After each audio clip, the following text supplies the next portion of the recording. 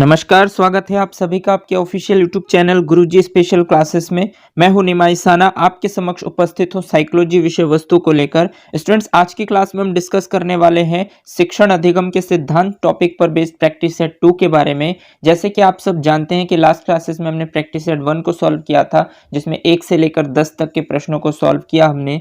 आज की क्लास में हम 11 से लेकर 20 तक के सवालों को सॉल्व करेंगे, जो शिक्षण अधिगम के सिद्धांत टॉपिक पर बेस्ड है। कुछ इंटरेस्टिंग महत्वपूर्ण प्रश्न जो आपके एग्जाम पॉइंट ऑफ व्यू से काफी ज्यादा इंपॉर्टेंट है, आपके सुपर टेट एग्जाम्स में यहाँ से सीधे सीधे प्रश्न पूछे जाएंगे। तो चलिए स्टार्ट करते हैं आज की क्लास और देखते हैं आज की क्लास का पहला क्वेश्चन। और इस प्रैक्टिस सीरीज का 11th क्वेश्चन आपके स्क्रीन पर है। क्वेश्चन नंबर 11 कहता है स्टूडेंट्स की पुनरावृत्ति से बालक का अधिगम डैश होता है। मतलब पुनरावृत्ति से बालक का अधिगम क्या होता है, इस डैश में कौन सा ऑप्शन आपका बेस्ट हो सकता है वो आपको बताना है। ऑप्शन फर्स्ट कहता है दृढ़, ऑप्शन सेकंड कहता है बोध, ऑप्शन थर्ड कहता है स्मृति और ऑप्शन फोर्थ कहता है चिंतन। अब आपको इन चार ऑप्शनों में से कौन सा ऑप्शन इस डैश के स्थान पर आपका फिट बैठ सकता है, ये आपको बताना है कि पुनरावृत्ति से बालक का अधिगम दृढ़ होता है या बालक का अधिगम बोध होता है या फिर स्मृति होती है या फिर आपका चिंतन होता है। तो पुनरावृत्ति से बालक का अधिगम क्या होता है ये आपको बताना है।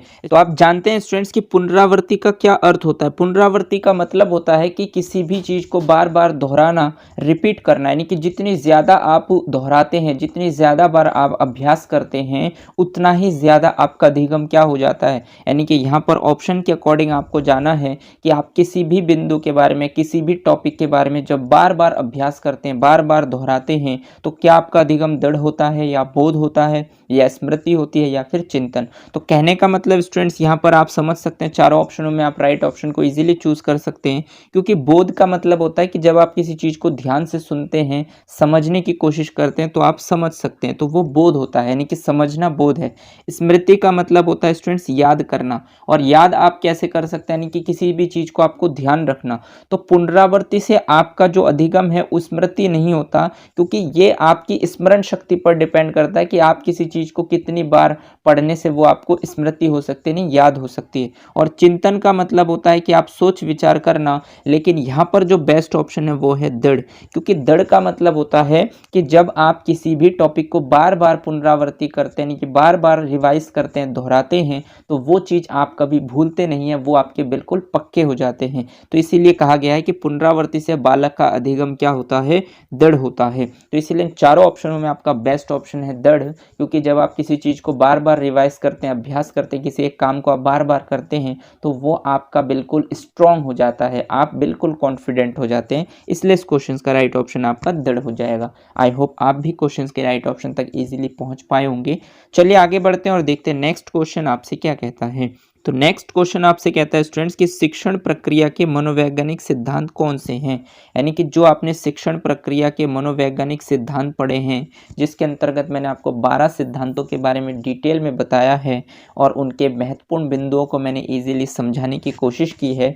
तो उससे पढ़ने के बाद आपको बताना है कि शिक्षण प्रक्रिया में जो मैंने आपको 12 मनोवैज्ञानिक सिद्धांत बताए हैं, उनमें से कौन कौन से इसमें है।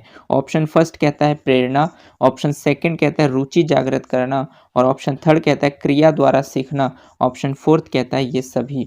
तो स्टूडेंट, जब आपको मैंने शिक्षण प्रक्रिया के मनोवैज्ञानिक सिद्धांत के अंतर्गत 12 सिद्धांत बताए हैं, उसके अंतर्गत आपने प्रेरणा के सिद्धांत को पढ़ा होगा कि मोटिवेशन बहुत ज़्यादा ज़रूरी होता है। दूसरा, आपने रुचि जागृत करना, यानी कि रुचि का सिद्धांत भी आपने पढ़ा होगा कि आप बच्चों के अंदर किस तरीके से इंटरेस्ट को जागृत करेंगे। और तीसरा, आपको मैंने क्रिया द्वारा सीखना, ये बहुत ज़्यादा इंपॉर्टेंट होता है। आज की जो आधुनिक शिक्षा है वो बाल केंद्रित है और उसका सीधा सीधा उद्देश्य होता है कि बच्चे को ज्ञान का निर्माण स्वयं करने का मौका दिया जाए।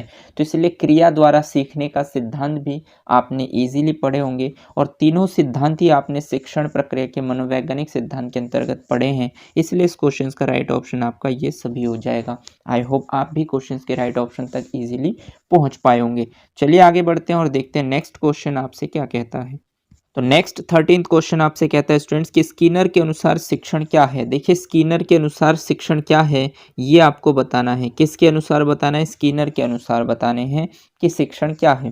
तो ऑप्शन फर्स्ट कहता है शिक्षण में अधिगमकर्ता स्वयं के लिए प्रेरित होता है। ऑप्शन सेकंड कहता है शिक्षण पुनर्वलन की आकस्मिकताओं का क्रम है। ऑप्शन थर्ड कहता है शिक्षण में अनुशासन होता है। ऑप्शन फोर्थ कहता है उपयुक्त सभी। अब आपको इन चारों ऑप्शनों में बेस्ट ऑप्शन को छांटना है कि स्किनर के अनुसार शिक्षण क्या है। अब आप बताइए कि जब मैंने शिक्षण के अंतर्गत यानी कि शिक्षण की कुछ मुख्य परिभाषाओं को मैंने आपको बताया था शिक्षण अधिगम के सिद्धांत के अंतर्गत, तो उसके अंतर्गत मैंने आपको स्किनर का भी जो शिक्षण के प्रति उनके विचार है उसको भी मैंने आपको बता रखा है। यदि आपने उस क्लास को अच्छे से अटेंड किया होगा, उन सभी सिद्धांतों को आपने ध्यान से पढ़ा होगा, तो आप इजीली उनमें से एक ऑप्शन आपके स्किनर का दिख रहा होगा। आशा करता हूँ कि आप क्वेश्चंस के राइट ऑप्शन तक पहुँच पाए होंगे। बट मैं आपको बता दूँ स्टूडेंट्स कि शिक्षण पुनर्वलन की आकस्मिकताओं का क्रम है, ये कथन स्किनर का है। देखिए स्टूडेंट्स, ये क्वेश्चन जो है ये फैक्चुअल क्वेश्चन है। फैक्चुअल क्वेश्चन का मतलब होता है कि आप कैसे कुछ कथन होते हैं, कुछ सिद्धांत होते हैं जो बिल्कुल फैक्ट होते हैं, जो किसी साइकोलॉजिस्ट के द्वारा दिया गया होता है, तो वो यदि आप उसको पढ़ेंगे, उससे परिचित होंगे और आपके सामने उससे रिलेटेड प्रश्न बनाएगा एग्जामिनर, तो आप ऐसे प्रश्नों के आंसर इजीली दे सकते हैं यदि आपने उसको पढ़ा है तो। अगर आपने उसको नहीं पढ़ा है तो आप ऐसे क्वेश्चनों का आंसर बिल्कुल नहीं दे सकते। तो इसीलिए मैंने जब आपको शिक्षण अधिगम के सिद्धांत टॉपिक को कवर किया तो उसके अंतर्गत मैंने आपको शिक्षण की कुछ प्रमुख परिभाषाओं को भी बताया, ताकि आपके एग्जाम्स में यदि फैक्चुअल क्वेश्चंस भी पूछे जाएं तो भी आप इजीली बता पाए। जो अंडरस्टैंडिंग क्वेश्चंस होते हैं उसमें आपका थोड़ा अंडरस्टैंडिंग लेवल चेक करना होता है कि एग्जामिनर का माइंडसेट के अकॉर्डिंग वो क्या पूछना चाह रहा है हमसे, हमारे व्यवहार में क्या होना चाहिए जो वो जानना चाह रहा है। तो ऐसे प्रश्न आपके अंडरस्टैंडिंग होते हैं, उसमें आपको माइंड को यूज़ करना होता है। बट फैक्चुअल क्वेश्चन में यदि आपको पता है तो आप इजीली बता सकते हैं, आपको नहीं पता तो आप बिल्कुल भी नहीं बता सकते। तो इसलिए ये जो क्वेश्चन है आपके लिए, ये फैक्चुअल क्वेश्चन है कि स्किनर के अनुसार शिक्षण क्या है। तो स्किनर के अनुसार शिक्षण पुनर्वलन की आकस्मिकताओं का क्रम है, यानी शिक्षण पुनर्वलन की आकस्मिकताओं का क्रम है। ये ऑप्शन जो है स्किनर के शिक्षण के अंतर्गत राइट ऑप्शन है। आई होप आपने भी क्वेश्चंस के राइट ऑप्शंस इजीली लगा लिए होंगे। चलिए आगे बढ़ते हैं और देखते हैं नेक्स्ट प्रश्न आपसे क्या पूछता है। तो नेक्स्ट प्रश्न आपसे पूछता है स्टूडेंट्स कि एक उत्तम शिक्षण की प्रमुख विशेषताएं बताइए। यानी कि अगर आप एक उत्तम शिक्षण कर रहे हैं, यानी कि आप एक परफेक्ट शिक्षण कर रहे हैं, तो उसकी प्रमुख विशेषताएं क्या होनी चाहिए। ऑप्शन फर्स्ट कहता है अधिगमकर्ता का स्वयं सीखने के लिए प्रेरित होना। ऑप्शन सेकंड कहता है अच्छा शिक्षण होना। ऑप्शन थर्ड कहता है शिक्षक को मित्र की भांति कार्य करना। और ऑप्शन फोर्थ कहता है उपयुक्त सभी। अब आपको बताना है कि एक उत्तम शिक्षण की प्रमुख विशेषताएं क्या है। देखिए, एक उत्तम शिक्षण यानी कि आप जब शिक्षण करेंगे तो आपके शिक्षण में आपको क्या लगेगा कि मेरा जो शिक्षण प्रक्रिया था वो आज की क्लास का बहुत ही बेहतरीन था, उत्तम था, परफेक्ट था। और कभी ऐसा भी होता है कि आपको मज़ा नहीं आता, आप टीचिंग करते हैं बट आपको मज़ा नहीं आता, वो इंटरेस्ट डेवलप नहीं हो पाता। या तो हो सकता है कि आपका स्वास्थ्य ठीक नहीं होता, आपका मूड ठीक नहीं होता, या फिर हो सकता है कि बच्चे काफ़ी ज़्यादा परेशान कर रहे होते हैं। तो इस वजह से और भी बहुत सारी गतिविधियां होता है जिस वजह से इंसान का जो है पढ़ाने के प्रति इंटरेस्ट जागृत नहीं हो पाता। तो ये कंडीशन अलग बात है। लेकिन जब आप टीचिंग करते हैं और आपको लगता है आज की क्लास बहुत अच्छी थी, मैंने बहुत अच्छे से चीज़ों को टॉपिक को क्लियर किया, तो उसको आप कह सकते हैं कि एक उत्तम शिक्षण था। तो यही से आपसे प्रश्न पूछा गया कि एक उत्तम शिक्षण की प्रमुख विशेषताएं, यानी कि एक उत्तम शिक्षण आप कब कहेंगे कि हाँ आज उत्तम शिक्षण हुआ है, इसकी मुख्य विशेषताएं क्या हो सकती है। कि अधिगमकर्ता का स्वयं सीखने के लिए प्रेरित होना, या फिर अच्छा शिक्षण होना, या शिक्षक को मित्रता की भांति कार्य करना, या उपयुक्त सभी। अब आपको बताना है इस क्वेश्चन का राइट ऑप्शन क्या हो सकता है। स्टूडेंट देखिए, इसमें जो बी ऑप्शन है अच्छा शिक्षण होना, अच्छा शिक्षण होना आप कब कहेंगे या कोई कब कहेगा अच्छा शिक्षण होना। ऐसे तो मान लीजिए कि आप अच्छा अपने तरीके से बेस्ट करेंगे, लेकिन मैं कमी निकालने के लिए आपको बता दूंगा कि आपका शिक्षण अच्छा नहीं था, तो ये तो बिल्कुल गलत बात है कि अच्छा शिक्षण होना। ऐसे तो आप किसी के भी मन को संतुष्ट नहीं कर सकते, तो ये ऑप्शन बिल्कुल गलत है।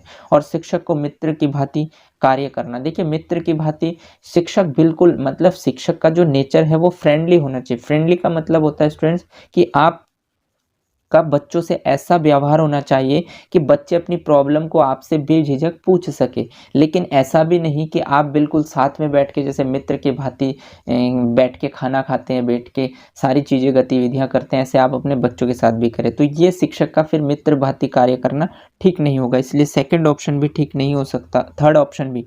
इसलिए थर्ड ऑप्शन भी ठीक नहीं हो सकता और बाकी बचा हुआ जब बी और सी ऑप्शन ठीक नहीं है तो उपयुक्त सभी भी नहीं हो सकता। इसका मतलब होता है कि ऑप्शन नंबर ए इस क्वेश्चन का राइट ऑप्शन है। यानी कि एक उत्तम शिक्षण की सबसे मुख्य विशेषता यह है कि अधिगमकर्ता का स्वयं सीखने के लिए प्रेरित होना। यानी कि उत्तम शिक्षण तभी होगा स्टूडेंट्स कि जब आप टीचिंग करेंगे अपनी कक्षा में और आपके बच्चे सीखने के लिए स्वयं से प्रेरित होंगे। ऐसा नहीं कि आप उनके अंदर मोटिवेशन भरेंगे कि आप ऐसे पढ़ना चाहिए, नहीं।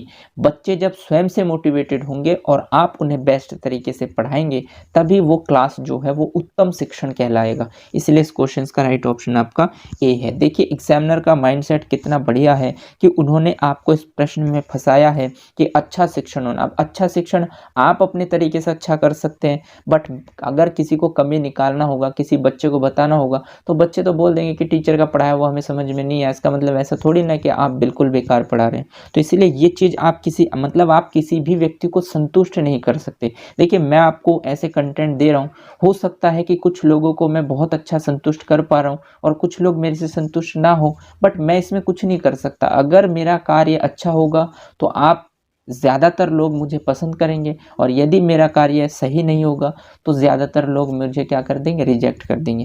तो इसलिए अच्छा शिक्षण होना ये आपके वश में नहीं है। आप अपने तरीके से बेस्ट दे सकते हैं, बट वो अलग बात है कि अगर वो अच्छा व्यक्ति होगा, वो अपने जीवन में आगे बढ़ना चाहेगा, खुद से इंटरेस्टेड होगा और आपकी बातों को समझने की कोशिश करेगा तो अवश्य समझ जाएगा, ठीक। और अगर उसे कमी निकालनी होगी तो अच्छे से अच्छे टीचर में भी हम कमी निकाल सकते हैं। तो इसीलिए ये जो ऑप्शन था ये उन्होंने जान के दिया है ताकि आप अपने विचार को कितना सही ढंग से व्यक्त कर पाते हैं। आई होप आप मेरी बातों को समझ पाए होंगे और क्वेश्चन के राइट ऑप्शन तक पहुंच पाए होंगे। चलिए आगे बढ़ते हैं और देखते हैं नेक्स्ट प्रश्न आपसे क्या कहता है। तो नेक्स्ट 15th क्वेश्चन आपसे कहता है स्टूडेंट्स कि शिक्षण अधिगम के संदर्भ में वर्टन के प्रमुख विचार बताए। देखिए शिक्षण अधिगम के संदर्भ में जो वर्टन साहब है उनके प्रमुख विचार आपको बताने हैं। ऑप्शन फर्स्ट कहता है शिक्षण पुनर्वलन की आकस्मिकताओं का क्रम है, शिक्षण के लिए पथ प्रदर्शक होना चाहिए, शिक्षण में अधिगमकर्ता को स्वयं प्रेरित होना चाहिए और फोर्थ ऑप्शन है अनुभव से तर्कपूर्णता की ओर। अब आपको बताना है कि जब मैंने आपको शिक्षण अधिगम के सिद्धांत टॉपिक पर बेस्ड कुछ मुख्य परिभाषाओं पर यानी कि शिक्षण की कुछ मुख्य परिभाषाओं को बता रहा था तो उस दौरान मैंने आपको बर्टन का भी विचार बताया है कि बर्टन ने अपने अनुसार शिक्षण को कैसे परिभाषित किया है। अगर आपने वो क्लासेस अच्छे से देखी है तो आप इजीली इस प्रश्न का आंसर दे सकते हैं। जैसे आपने शिक्षण पुनर्वलन की आकस्मिकताओं का क्रम, ये तो आपके स्किनर साहब का है, लेकिन शिक्षण के लिए पथ प्रदर्शक होना चाहिए ये आपके बर्टन साहब का है। तो स्टूडेंट्स ये फैक्चुअल क्वेश्चन है और फैक्चुअल क्वेश्चंस को आप तभी कर पाएंगे जब आप उनसे परिचित होंगे। आई होप आपने भी क्वेश्चंस के राइट ऑप्शंस इजीली लगा लिए होंगे क्योंकि आपने शिक्षण से रिलेटेड जो मुख्य परिभाषाएं हैं वो मैंने जो आपको बताया वो उसको आपने अच्छे से ध्यान से देखा होगा, उसके प्रॉपर नोट्स बनाए होंगे। बार बार रिवाइज करेंगे तो कहीं ना कहीं वहीं से आपके कथन से रिलेटेड आपके प्रश्न सीधे सीधे पूछे जाएंगे, आपको ऑप्शन में दिख जाएंगे। आई होप आपको यहाँ तक सभी पॉइंट्स क्लियर हो पाए होंगे। चलिए आगे बढ़ते हैं और देखते हैं नेक्स्ट प्रश्न आपसे क्या कहता है। तो नेक्स्ट प्रश्न आपसे कहता है स्टूडेंट्स कि शिक्षण में केंद्र बिंदु किसे माना जाता है। देखिए जो शिक्षण करते हैं आप यानी कि जो टीचिंग करते हैं उसमें केंद्र बिंदु आप किसे मानते हैं। ऑप्शन फर्स्ट है शिक्षक को केंद्र बिंदु मानते हैं, या छात्र को केंद्र बिंदु मानते हैं, या सीखने को केंद्र बिंदु मानते हैं, या फिर सिखाने को केंद्र बिंदु मानते हैं। अब आप बताइए कि शिक्षण में केंद्र बिंदु किसे माना जाता है। आई होप आपने क्वेश्चंस के राइट ऑप्शंस इजीली लगा लिए होंगे कि टीचिंग लर्निंग प्रोसेस के दौरान जो सेंटर में होते हैं, क्योंकि आज की जो आधुनिक शिक्षा है वो क्या है, बाल केंद्रित है, ठीक।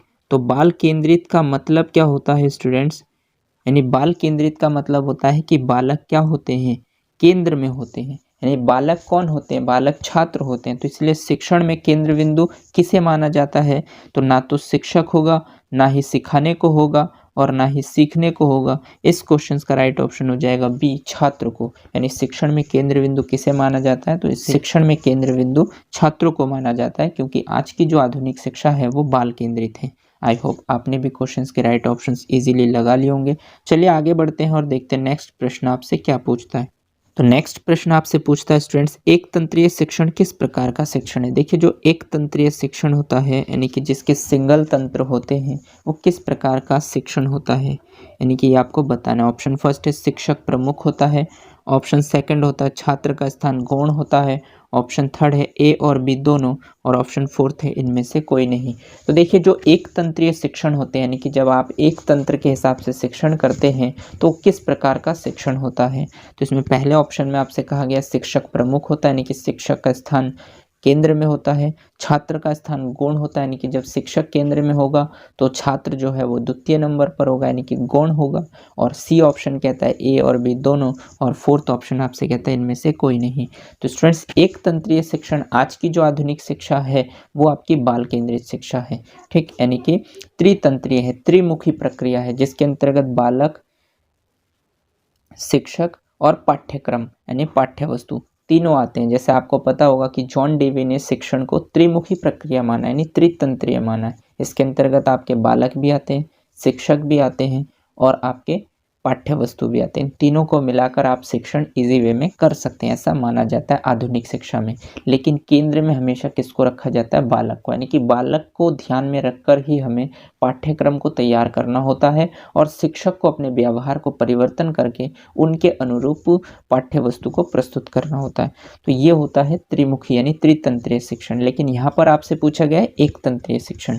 तो स्टूडेंट जब एक तंत्रीय शिक्षण होता है तो इसमें शिक्षक क्या होते हैं, प्रमुख होते हैं, यानी कि पहले जो आपकी प्रारंभिक शिक्षा जो थी, पहले जो वैदिक कालीन में जो शिक्षा थी जो गुरुकुल के माध्यम से दी जाती थी, उसमें शिक्षक को प्रमुख माना जाता है, यानी कि गुरु को प्रमुख माना जाता था और गुरु को हर चीज में केंद्र में रखा जाता है। यानी गुरु जैसे बोलेंगे, अगर गलत भी बोलेंगे तो उसको भी मान लेना होता था बच्चों, इसलिए उस समय शिक्षा जो है ज़्यादा प्रचलित नहीं हो पाई। तो इसलिए यहाँ पर आपसे पूछा गया एक तंत्रीय शिक्षण में किस प्रकार का शिक्षण है, तो इसमें शिक्षक प्रमुख होता है, बिल्कुल सही बात है, केंद्र बिंदु में शिक्षक होते हैं, और जब सेंटर में शिक्षक होते हैं तो छात्र जो है वो दूसरे नंबर पर होते हैं यानी गौण में होते हैं। तो शिक्षक प्रमुख होते हैं और छात्र गौण में होते हैं, और चौथा ऑप्शन है इनमें से कोई नहीं, तो ये तो हो नहीं सकता। बचा हुआ ऑप्शन ए और बी दोनों किसमें, सी में है, इसलिए इस क्वेश्चन का राइट ऑप्शन हो जाएगा आपका ए और बी दोनों। यानी एक तंत्रीय शिक्षण में शिक्षक प्रमुख होते हैं, मुख्य होते हैं, और छात्र जो होते हैं वो द्वितीयक होते हैं यानी कि गौण होते हैं। तो ये दोनों ऑप्शन आपके आते हैं ऑप्शन नंबर सी में, इसीलिए इस क्वेश्चन का राइट ऑप्शन हो जाएगा आपका सी। आई होप आप क्वेश्चन को समझ पा रहे होंगे और इसके राइट ऑप्शन तक भी इजीली पहुंच पाए होंगे। चलिए आगे बढ़ते हैं और देखते हैं नेक्स्ट प्रश्न आपसे क्या कहता है। तो नेक्स्ट प्रश्न आपसे कहता है स्टूडेंट्स, लोकतांत्रिक शिक्षण में प्रक्रिया का केंद्र बिंदु किसे माना जाता है। देखिए जो लोकतांत्रिक शिक्षण होता है यानी कि जो डेमोक्रेटिक जो टीचिंग होती है, जब जहाँ पर सभी धर्म के सभी वर्ग के बच्चे एक साथ एक ही जगह एक ही छत के नीचे एक ही टीचर से शिक्षण प्राप्त करते हैं, तो उसे लोकतांत्रिक कहते हैं, यानी कि जिसमें सबको साथ में रहने का अधिकार है, किसी के साथ भी भेदभाव ना करने का सुझाव दिया जाता है। ऐसे शिक्षण को हम लोकतांत्रिक कहते हैं, जिसमें सबको अधिकार होता है, सभी एक दूसरे से सहभागी कर सकते हैं, सभी एक दूसरे के लिए हेल्प कर सकते हैं। ऐसे शिक्षण को हम लोकतांत्रिक शिक्षण कहते हैं। तो लोकतांत्रिक शिक्षण प्रक्रिया में केंद्र बिंदु किसे माना जाता है, यानी सेंटर में किसे माना जाता है, ये आपको बताना है। ऑप्शन फर्स्ट है छात्र को, ऑप्शन सेकंड है किताब को, ऑप्शन थर्ड है शिक्षक को, और ऑप्शन फोर्थ है विद्यालय को। तो स्टूडेंट्स जो आज की डेट में जो शिक्षण है वो त्रिमुखी प्रक्रिया है, जिसमें छात्र भी होते हैं, पाठ्य वस्तु यानी किताब भी है और शिक्षक भी है। विद्यालय का इसमें कोई जिक्र नहीं है, लेकिन एग्जामिनर ने इस ऑप्शन को बनाने के लिए यानी चारों ऑप्शन बिठाने के लिए ऑप्शंस को दिया है, लेकिन इसका कोई रोल नहीं है। बट लोकतांत्रिक शिक्षण में आप जानते हैं कि केंद्र में कौन होता है, तो अभी मैंने आपको बताया, लास्ट क्वेश्चन भी इसी टाइप पर था, लेकिन क्वेश्चन का पूछने का तरीका आप देख सकते हैं अलग अलग है। इसी तरीके से एग्जामिनर आपके साथ शब्दों के साथ खेलते हैं और अलग अलग प्रश्न पूछते हैं बनाकर, ताकि आपका कॉन्सेप्ट यदि क्लियर है तो आप ऐसे प्रश्नों के आंसर दे सकते हैं। अदरवाइज कभी होता है ऐसे कि जब आप रट्टे मारते हैं, टॉपिक को रटते हैं सिर्फ, तो वहाँ पर आप जो है कन्फ्यूज़न में क्वेश्चंस को गलत कर बैठते हैं। देखिए लोकतांत्रिक शिक्षण का मतलब ही यही है कि शिक्षण प्रक्रिया में केंद्र बिंदु में आप किसको मानते हैं। मैंने अभी आपको बताया आधुनिक जो शिक्षा है वो बाल केंद्रित है, क्योंकि जब आपने यूपी-टेट या सी-टेट किया होगा तो उसमें बाल केंद्रित शिक्षा जो है टॉपिक रहा होगा, जिसको आपने पढ़ा होगा। सी-टेट में एक प्रश्न तो आपके सीधा सीधा इस टॉपिक से पूछा जाता ही है, ठीक। तो इसीलिए लोकतांत्रिक शिक्षण देकर आपको शब्दों के साथ फंसाया गया है। रोल सिर्फ यही है कि शिक्षण प्रक्रिया में केंद्र बिंदु में किसे माना जाता है। तो आप इजीली बता सकते हैं कि आज की आधुनिक शिक्षा जो है वो बाल केंद्रित है, यानी बालक को केंद्र में रखा जाता है और बालक ही होते हैं छात्र। इसलिए इस क्वेश्चन का राइट ऑप्शन हो जाएगा आपका छात्र। आई होप आपने भी क्वेश्चन के राइट ऑप्शन इजीली लगा लिए होंगे। चलिए आगे बढ़ते हैं और देखते हैं नेक्स्ट प्रश्न आपसे क्या पूछते हैं।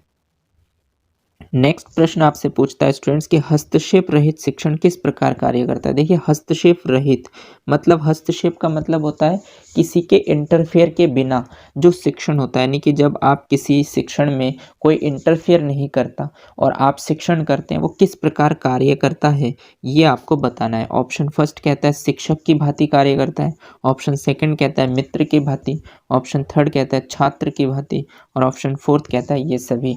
तो हस्तक्षेप रहित शिक्षण किस प्रकार कार्य करता है ये आपको बताने हैं। यानी हस्तक्षेप रहित शिक्षण का मतलब यही है कि ऐसा शिक्षण जिसमें किसी का इंटरफेयर नहीं होता, आप इजी वे में मजे मजे में शिक्षण करते हैं। तो अगर शिक्षक की भांति शिक्षण होगी तो इसका मतलब वहाँ पर शिक्षक क्या करेंगे, शिक्षक केंद्र में रहेंगे। ठीक। तो शिक्षक का रोल सबसे अहम होगा। जो कि हस्तक्षेप रहित की बात की गई है, यानी कि यहाँ पर किसी को भी आप महत्व नहीं देंगे, तो ये तो शिक्षक की भांति ऑप्शन तो नहीं हो सकता। ठीक। तीसरा ऑप्शन है छात्र की बात। देखिए छात्र अगर इसमें इंटरफेयर करेंगे तो छात्र मुख्य रहेंगे, लेकिन यहाँ पर बात हो रही है हस्तक्षेप रहित। ठीक। तो हस्तक्षेप का मतलब कोई भी इसमें इंटरफेयर नहीं कर सकता, कोई भी इसमें दखल अंदाजी नहीं दे सकता। ठीक है। तो पहला ऑप्शन और तीसरा ऑप्शन तो कट गया, और जब पहला तीसरा कटा तो चौथा भी कटा, बाकी बचा ऑप्शन बी। तो बी इस क्वेश्चन का राइट ऑप्शन हो जाएगा, क्योंकि हस्तक्षेप रहित शिक्षण का मतलब ऐसा शिक्षण जिसमें कोई भी इंटरफेयर ना करे, कोई भी दखल अंदाजी ना करे, अपने मुताबिक शिक्षण को पेश ना करे। शिक्षण एक प्रोसेस है जहाँ पर नॉलेज दिया जाए, कॉन्सेप्ट को सही तरीके से अंडरस्टैंड कराया जाए, वो सभी गतिविधियाँ हों। तो ये आप कब करते हैं, देखिए आप अधिगम हर जगह करते हैं। आप औपचारिक रूप से भी शिक्षा प्राप्त करते हैं और अनौपचारिक रूप से भी। बहुत सारी शिक्षा आप स्कूल के अलावा भी सीखते हैं, आप अपने फ्रेंड सर्कल में भी सीखते हैं।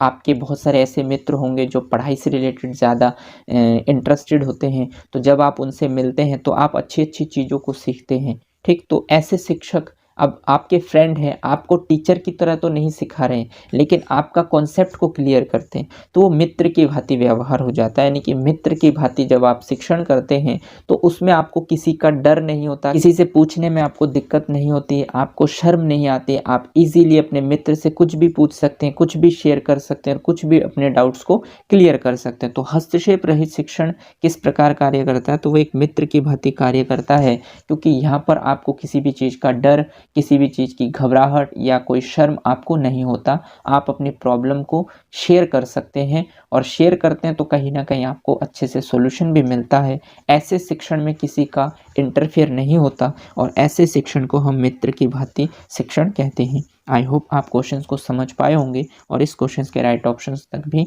इजीली पहुंच पाए होंगे। चलिए आगे बढ़ते हैं और देखते हैं नेक्स्ट प्रश्न। आज की प्रैक्टिस सेट का ये लास्ट प्रश्न है, और वो है शिक्षण प्रक्रिया की प्रकृति किस प्रकार की है।